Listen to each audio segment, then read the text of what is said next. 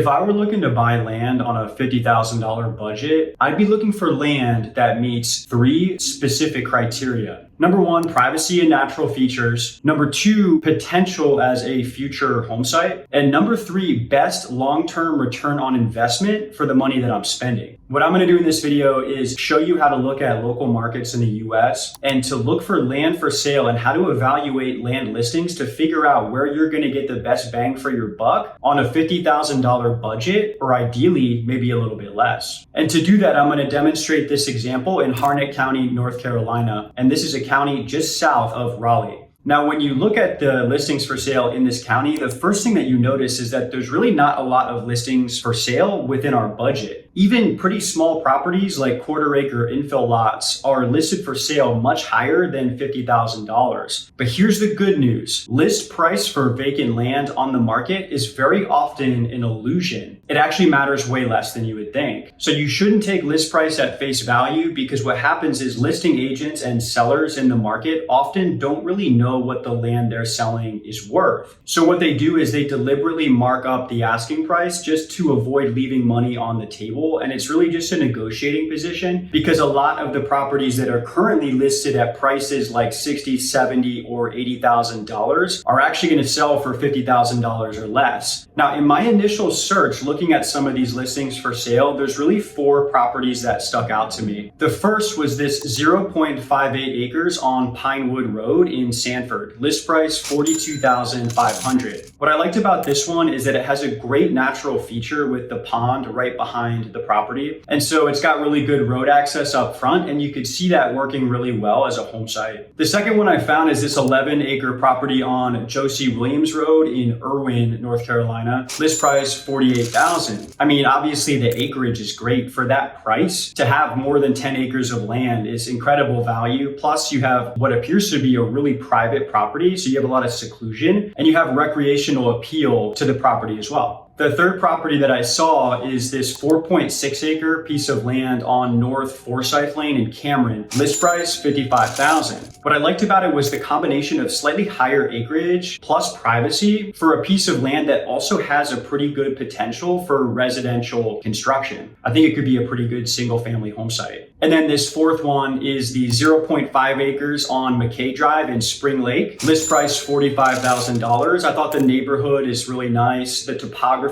is very good as well. Plus there's also some nearby construction in the area, which is always a good sign for land values. Now let's take a look at each of these four listings in depth to look at the pros and cons of each property. First, let's look at the 0.58 acres for sale on Pinewood Road in Sanford. Again, this is list price $42,500, which is within our budget. Now, the positives I really like are that the pond is a great feature. It's so hard to find properties that are waterfront properties that back to a lake, a creek, or a pond. It's also really easy to picture the site plan, and it has some curb appeal in that way. Plus, the access is really good because I can drive right up to it, get out of my car, and walk onto the property, which is more than you can say for some other land that's for sale on the market today as well. Now, the negatives on this property are a little more subtle, but when you actually analyze the site plan here, it's really important to understand them. First is the building setbacks. The first thing you want to be aware of is what's called a riparian buffer. A riparian buffer is a minimum distance that you have to separate any construction or impact on the site away from any body of water. So the pond in the back of this property will create at least a 50-foot riparian buffer for any construction. Then when you look at the setbacks from the front and the sides, best guess without looking at the zoning ordinance, the front setback's going to be about 30 feet and the side setback's going to be about 20 feet. So what ends up happening on this property is that the setbacks actually compress the buildable depth of the lot. Buildable depth meaning that's the amount of depth from the front of the property to the back of the property that you actually have a space in which you can put a building. So the buildable depth here is going to be between about 20 and 35 feet, which is really not what you want, especially if you want to build a custom home. Sure, you can squeeze a house plan in here, but a lot of times homes are going to be 35, 40, 45 feet in terms of depth. And so you're going to want to locate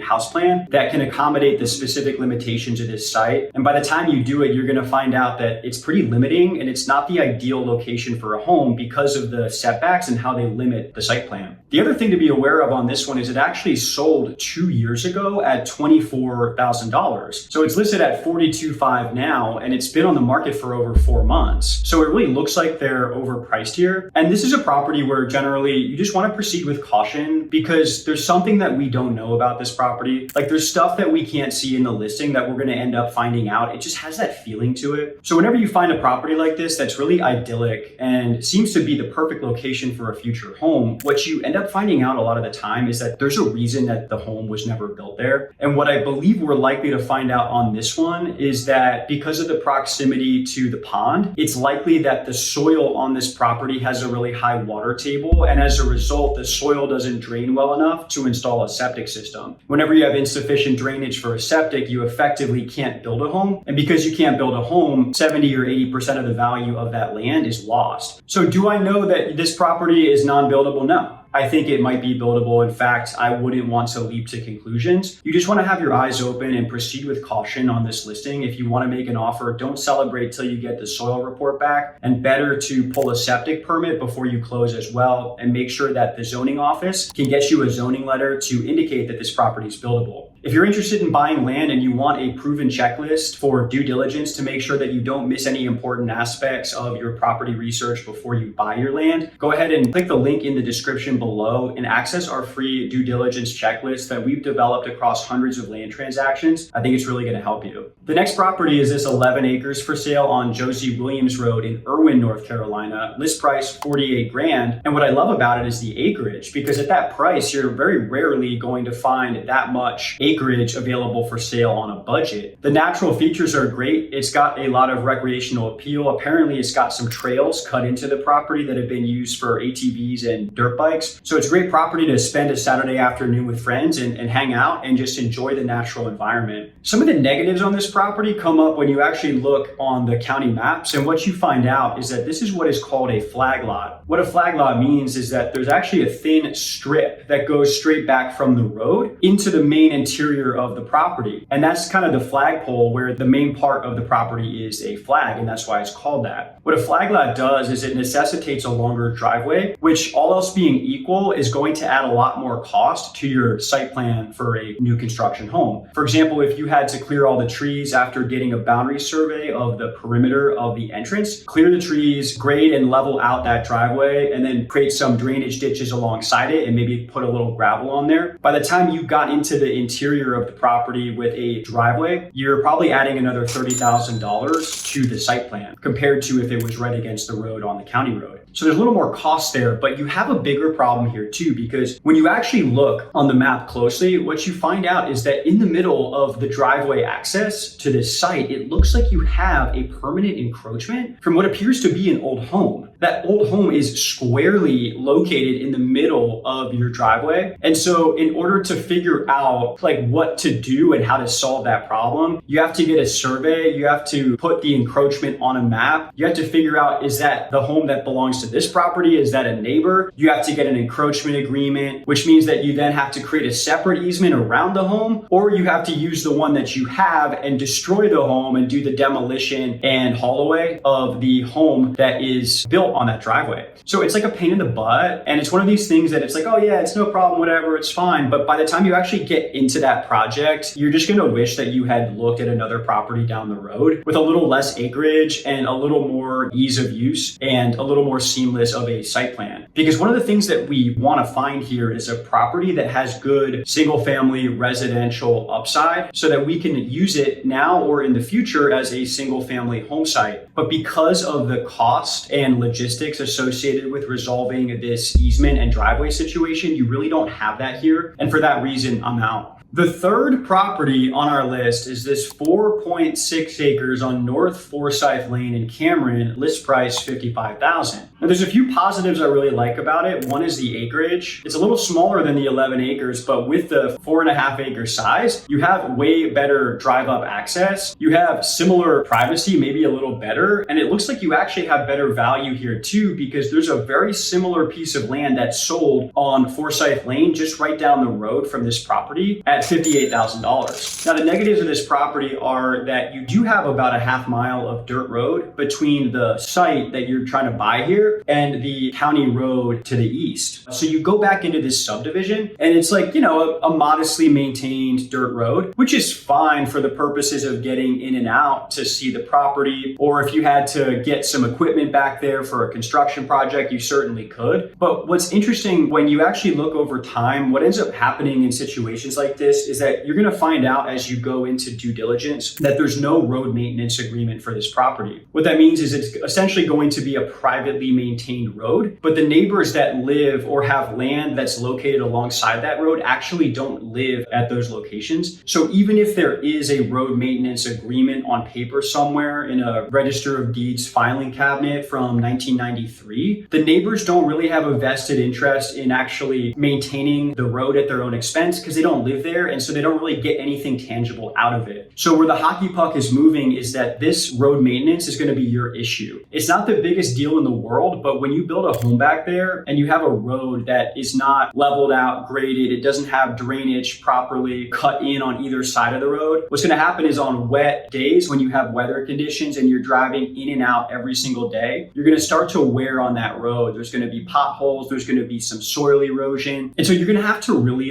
budget for that. And it's one of these things where it doesn't seem like a lot until you get into it and it becomes a pain. So just be aware of that. The second thing is the utilities here. This is going to be a well and septic deal. And so not a big deal at all. Most of the properties that we've bought, especially in the country, you're talking about well and septic, but you want to be aware that that does add a little bit of extra money to your construction because the well is going to be about $12,000, give or take. The septic is going to be the better part of $10,000. So when you compare it to a property that's located on a county road with city water and city sewer, you're probably looking at an additional $15,000 in startup costs for the well and the septic. That being said, I really like this property for the privacy that it offers. And if you're looking for a really private rural home site with some acreage and a nice private location for your future home with great natural scenery, and you can bear the additional startup costs and road maintenance costs, I think that this property could actually offer pretty good value. The next property is this 0.45 acres on McKay Drive in Spring Lake. List price, $45,000. Now the negatives on this property is it's not the most exciting of the four properties that we've seen. It's the smallest of the four. And because of that, it's a little more closer to a typical conventional infill lot, like a suburban residential lot. So for that reason, it's going to offer a little bit less privacy than some of the other properties on our list. We talked about the negatives on this land, but there's a number of positives that you have to highlight too. Number one is it's got a really good neighborhood around it. The property is also really flat. It lies real good against the road, and you can actually see the pines on this property are really mature. And so you have these beautiful trees, and those pines are going to create a privacy buffer around the exterior of this lot to offset the slightly smaller acreage of this property. It's got really good curb appeal. So just looking from the road into this land, you know that it's high quality land. It's got great zoning. So RA20 zoning means that you can build modular, mobile, stick built, or manufactured homes. So you can really build whatever you want here within reason. And there's no HOA, no deed restrictions. And so the county's not going to get up in your hair about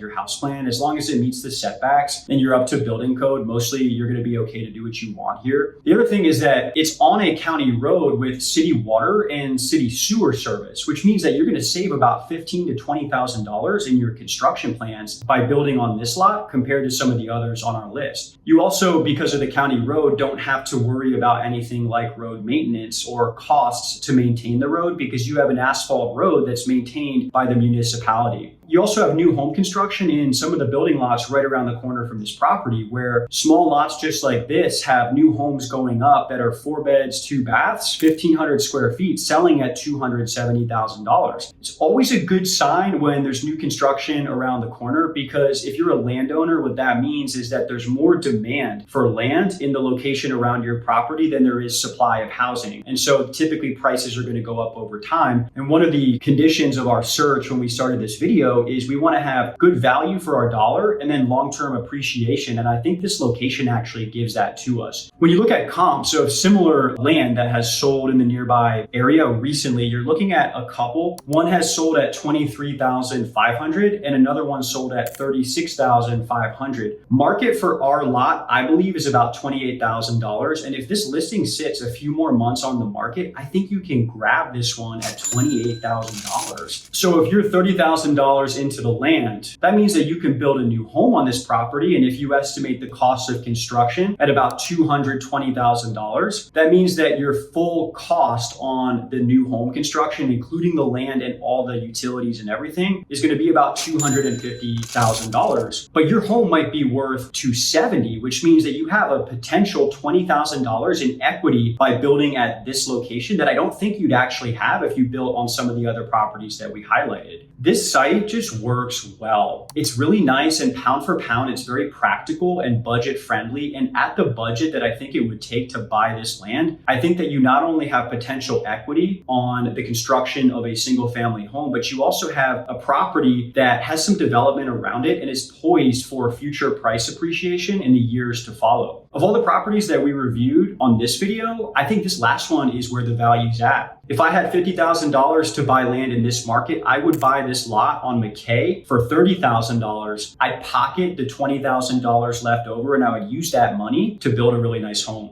If you like this video and you know how to look for land in these markets on a budget, the next thing that you got to figure out how to do is how to negotiate the lowest price on the land that you're buying. That's going to be the topic of the next video on our channel, and I think you're going to enjoy it.